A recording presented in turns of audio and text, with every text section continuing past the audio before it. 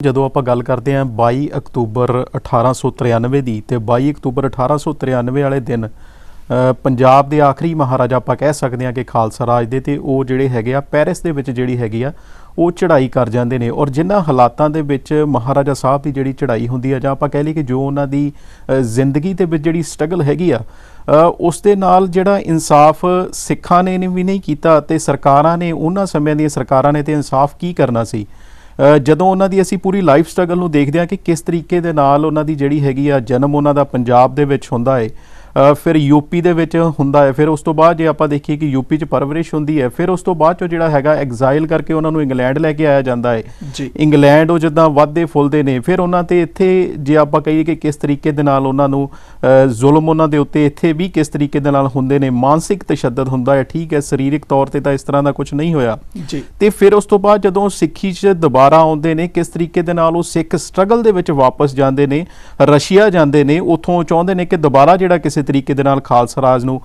ਵਾਪਸ ਲੈਣ ਦੀਆਂ ਜਿਹੜੀਆਂ ਕੋਸ਼ਿਸ਼ਾਂ ਕੀਤੀਆਂ ਜਾਣ। ਔਰ ਫਿਰ ਉਸ ਤੋਂ ਬਾਅਦ ਜਿਹੜਾ ਹੈਗਾ ਫਰਾਂਸ ਦੇ ਵਿੱਚ ਜਾ ਕੇ ਆਪਣੇ ਆਖਰੀ ਸਮੇਂ ਦੇ ਵਿੱਚ ਫਿਰ ਉੱਥੇ ਜਿਹੜਾ ਹੈਗਾ ਆਪਣੇ ਆਖਰੀ ਸਾਹ ਉਹਨਾਂ ਦੇ ਜਿਹੜੇ ਉੱਥੇ ਨਿਕਲਦੇ ਨੇ। ਔਰ ਉਸ ਤੋਂ ਬਾਅਦ ਉਹਨਾਂ ਨੂੰ ਜਿਹੜਾ ਹੈ ਦੁਬਾਰਾ ਇੰਗਲੈਂਡ ਲੈ ਕੇ ਆਇਆ ਜਾਂਦਾ ਹੈ। ਔਰ ਜਿਹੜੀ ਮਹਾਰਾਜਾ ਸਾਹਿਬ ਦੀ ਸਟਰਗਲ ਹੈਗੀ ਆ ਨਾ, ਉਹਨੂੰ ਜਦੋਂ ਅਸੀਂ ਅੱਜ ਦੇਖਦੇ ਹਾਂ ਕਿ ਉਸ ਜਿੰਨੇ ਵੀ ਇੱਥੇ ਬਾਹਰ ਸਿੱਖ ਬੈਠੇ ਨੇ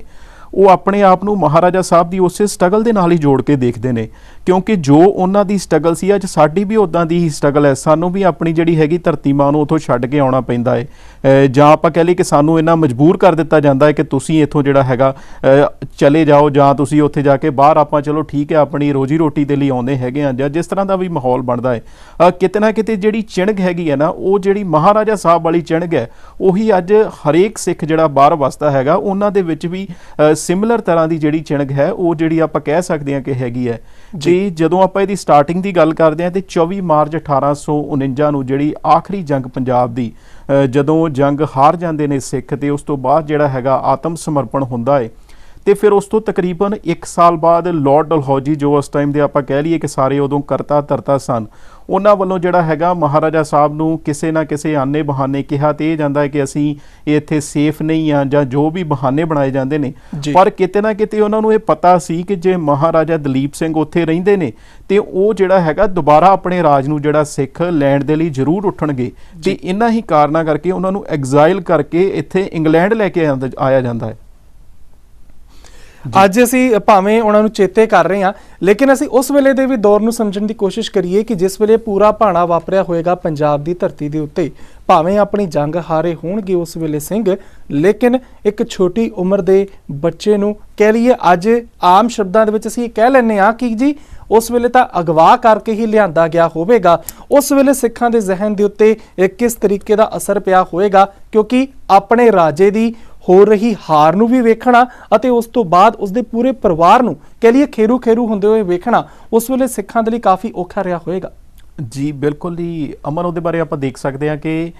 ਕੱਲਾ ਉੱਥੇ ਆਪਾਂ ਸਿੱਖ ਰਾਜ ਦੀ ਗੱਲ ਜਾਂ ਕੱਲਾ ਉੱਥੇ ਮਹਾਰਾਜਾ ਸਾਹਿਬ ਦੇ ਪਰਿਵਾਰ ਦੀ ਗੱਲ ਨਹੀਂ ਆਪਾਂ ਕਰਦੇ, ਪਰ ਇਹਦੇ ਨਾਲ ਸਿੱਖ ਪੰਥ ਨੂੰ ਵੀ ਬਹੁਤ ਵੱਡਾ ਜੇ ਆਪਾਂ ਕਹਿ ਲਈਏ ਕਿ ਘਾਟਾ ਉਹਨਾਂ ਸਮਿਆਂ ਦੇ ਵਿੱਚ ਪਿਆ, ਕਿਉਂਕਿ ਇਹ ਕੱਲਾ ਆਪਾਂ ਕਹਿ ਲਈਏ ਕਿ ਇੱਕ ਰਾਜ ਘਰਾਣੇ ਦਾ ਰਾਜ ਨਹੀਂ ਸੀ, ਸਾਰੀਆਂ ਮਿਸਲਾਂ ਨਾਲ ਸੀ, ਇੱਕ ਤਰੀਕੇ ਦਾ ਪੂਰਾ ਖਾਲਸਾ ਰਾਜ ਸੀ। ਔਰ ਇੱਕ ਤਰ੍ਹਾਂ ਦਾ ਆਪਾਂ ਕਹੀਏ ਕਿ ਸਾਰਾ ਜਿਹੜੇ ਰਾਜ ਪ੍ਰਬੰਧ ਸੀ ਪੂਰੇ ਧਰਮ ਦੇ ਅਧੀਨ ਹੋ ਕੇ ਚੱਲਦੇ ਸੀ। ਠੀਕ ਹੈ, ਕੁਛ ਨਾ ਕੁਛ ਕਮੀਆਂ ਪੇਸ਼ੀਆਂ ਜਾਂ ਪਰਸਨਲ ਹੁੰਦੀਆਂ ਹੋਣਗੀਆਂ, ਪਰ ਅੱਜ ਜੇ ਆਪਾਂ ਦੇਖੀਏ ਕਿ ਮਹਾਰਾਜਾ ਰਣਜੀਤ ਸਿੰਘ ਦਾ ਜਿਹੜਾ ਖਾਲਸਾ ਰਾਜ ਸੀ ਉਸ ਨੂੰ BBC ਨੇ ਵੀ ਆਪਾਂ ਦੇਖਿਆ ਕਿ ਕੁਝ ਮਹੀਨੇ ਪਹਿਲਾਂ ਜਿਹੜਾ ਸਰਵੇ ਹੋਇਆ, ਇੰਡੀਪੈਂਡੈਂਟ ਸਰਵੇ ਹੋਇਆ, ਔਰ ਗੈਰ ਸਿੱਖਾਂ ਵੱਲੋਂ ਜਿਹੜਾ ਹੈ ਇਹ ਆਪਾਂ ਕਹੀਏ ਕਿ ਸਰਵੇ ਕੀਤਾ ਗਿਆ। ਉਸ ਦੇ ਵਿੱਚ ਉਸ ਰਾਜ ਪ੍ਰਬੰਧ ਨੂੰ ਦੁਨੀਆ ਦਾ ਜਿਹੜਾ ਹੈਗਾ ਬਿਹਤਰੀਨ ਰਾਜ ਪ੍ਰਬੰਧ ਜਿਹੜਾ ਹੈ ਉਹ ਐਲਾਨਿਆ ਗਿਆ। ਉਹਦੀ ਇਹ ਗੱਲ ਗਵਾਹੀ ਹੁਣ ਵੀ ਭਰਦੇ ਨੇ ਔਰ ਪੂਰਾ ਇਤਿਹਾਸ ਗਵਾਹੀ ਭਰਦਾ ਰਹੇਗਾ। ਤੇ ਜਦੋਂ ਆਪਾਂ ਦੇਖਦੇ ਹਾਂ ਕਿ ਜਦੋਂ ਇਹ 1849 ਦੇ ਵਿੱਚ ਗੁਲਾਮ ਹੋ ਜਾਂਦਾ ਹੈਗਾ, ਪੰਜਾਬ ਜਿਹੜਾ ਅੰਗਰੇਜ਼ਾਂ ਦੇ ਅਧੀਨ ਚਲਾ ਜਾਂਦਾ ਹੈ, ਤੇ ਕਿਤੇ ਨਾ ਕਿਤੇ ਸਿੱਖ ਦਿਲੋਂ ਅੰਦਰੋਂ ਜਿਹੜੇ ਸੀ ਟੁੱਟ ਚੁੱਕੇ ਸੀ, ਕਿਉਂਕਿ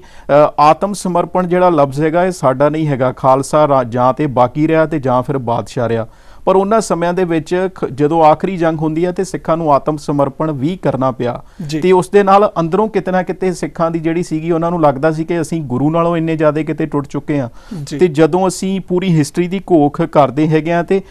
ਇਹ ਗੱਲਾਂ ਸਾਨੂੰ ਪਤਾ ਲੱਗਦੀਆਂ ਨੇ ਕਿ ਬ੍ਰਾਇਨ ਕੀਥ ਨੇ ਵੀ ਇਹ ਚੀਜ਼ ਕਨਫਰਮ ਕੀਤੀ ਹੈ ਕਿ ਉਦੋਂ ਇੱਕ ਵਾਰੀ ਦੁਬਾਰਾ ਜਿਹੜਾ ਹੈਗਾ ਨਾ ਅੰਮ੍ਰਿਤ ਛਕਣ ਦੀ ਵੀ ਰੌਰੀ ਦੁਬਾਰਾ ਚੱਲੀ ਕਿ ਕਿਸ ਤਰੀਕੇ ਦੇ ਨਾਲ ਸਿੱਖ ਆਪਣੇ ਗੁਰੂ ਨਾਲ ਜੁੜਨਾ ਚਾਹੁੰਦੇ ਸੀ। ਜੀ। ਉਹਨਾਂ ਸਮੇਂ ਦੇ ਉਹਨਾਂ ਨੂੰ ਲੱਗਿਆ ਕਿ ਸਾਡੇ ਜੀਵਨ ਦੇ ਵਿੱਚੋਂ ਅਸੀਂ ਕਿਹੜੀ ਚੀਜ਼ ਇੰਨੀ ਜ਼ਿਆਦਾ ਮਿਸ ਕਰ ਦਿੱਤੀ ਕਿ ਇਹ ਭਾਣਾ ਜਿਹੜਾ ਵਾਪਰ ਗਿਆ। ਔਰ ਜਿਸ ਤਰੀਕੇ ਦੇ ਨਾਲ ਆਪਾਂ ਦੇਖਦੇ ਹਾਂ ਨਾ ਜੇ ਕੰਪੈਰੀਜ਼ਨ ਕਰੀਏ ਕਿ 1984 ਦਾ ਜਦੋਂ ਹੁੰਦਾ ਹੈਗਾ, ਜਦੋਂ ਦਰਬਾਰ ਸਾਹਿਬ ਤੇ ਅਟੈਕ ਹੁੰਦਾ ਤੇ ਉਸ ਤੋਂ ਬਾਅਦ ਦੁਨੀਆ ਭਰ ਦੇ ਵਿੱਚ ਜਿੱਥੇ ਜਿੱਥੇ ਵੀ ਸੀ ਉਹਨੂੰ ਇਹ ਲੱਗਿਆ ਕਿ ਮੈਨੂੰ ਗੁਰੂ ਦੇ ਨਾਲ ਜੁੜਨ ਦੀ ਲੋੜ ਹੈਗੀ ਆ। ਜਦੋਂ ਅਸੀਂ ਅੱਜ ਇੱਥੇ ਯੂਕੇ ਦੇ ਵਿੱਚ ਬੈਠੇ ਹਾਂ ਤੇ ਬਹੁਤ ਸਾਰੇ ਸਾਡੇ ਜਿਹੜੇ ਬਜ਼ੁਰਗ ਹੈਗੇ ਜਾਂ ਵੀਰ ਹੈਗੇ ਜਾਂ ਭੈਣਾਂ ਹੈਗੀਆਂ ਨੇ, ਉਹਨਾਂ ਨੇ 84 ਤੋਂ ਬਾਅਦ ਇੱਕਦਮ ਉਹਨਾਂ ਨੂੰ ਲੱਗਿਆ ਖੰਡੇ ਬਾਟੇ ਦੀ ਪੌਲ ਲਈ ਦੁਬਾਰਾ ਜਿਹੜਾ ਅੰਮ੍ਰਿਤ ਛਕਣ ਦੀਆਂ ਜੇ ਆਪਾਂ ਕਹੀਏ ਕਿ ਗੱਲਾਂ ਸ਼ੁਰੂ ਹੋਈਆਂ, ਖੰਡੇ ਦੀ ਪੌਲ ਲਈ ਗਈ, ਉਹਨਾਂ ਨੂੰ ਲੱਗਿਆ ਗਿਆ ਕਿ ਇਹ ਸਮਾਂ ਹੁਣ ਸਾਨੂੰ ਗੁਰੂ ਦੇ ਨਾਲ ਜੁੜਨਾ ਪਵੇਗਾ। ਤੇ ਇਹ ਚੀਜ਼ ਨੂੰ ਜਿਹੜਾ ਹੈਗਾ ਪੁਨਰ ਸੁਰਜੀਤੀ ਵੱਲ ਨੂੰ ਇਹ ਜਿਹੜੀ ਗੱਲਬਾਤ ਸੀ ਉਹ ਉਦੋਂ ਵੀ ਚੱਲੀ। ਪਰ ਕਿਤੇ ਨਾ ਕਿਤੇ ਜਿਹੜੇ ਸਿੱਖ ਉਦੋਂ ਟੁੱਟ ਚੁੱਕੇ ਸਨ, ਉਹਨਾਂ ਨੂੰ ਜੇ ਆਪਾਂ ਕਹੀਏ ਕਿ ਬਹੁਤ ਜ਼ਿਆਦਾ ਉਸ ਟਾਈਮ ਤੇ ਡਾਮਾਡੋਲ ਵੀ ਹੋ ਚੁੱਕੇ ਸਨ ਕਿਉਂਕਿ ਗੱਦਾਰੀਆਂ ਬਹੁਤ ਜ਼ਿਆਦੀਆਂ ਹੋ ਚੁੱਕੀਆਂ ਸੀ। ਜੋ ਡੋਗਰੇ ਜਰਨੈਲਾਂ ਨੇ ਗੱਦਾਰੀਆਂ ਕੀਤੀਆਂ ਉਹਨਾਂ ਕਰਕੇ ਜਿਹੜੀਆਂ ਜੰਗਾਂ ਨੇ ਉਹ ਵੀ ਹਾਰਨੀਆਂ ਪਈਆਂ ਔਰ ਜਿਹੜਾ ਪੰਜਾਬ ਨੂੰ ਇਹਦਾ ਖਾਮਿਆਜ਼ਾ ਉਹਨਾਂ ਸਮਿਆਂ ਦੇ ਵਿੱਚ ਭੁਗਤਣਾ ਪਿਆ। ਜੀ।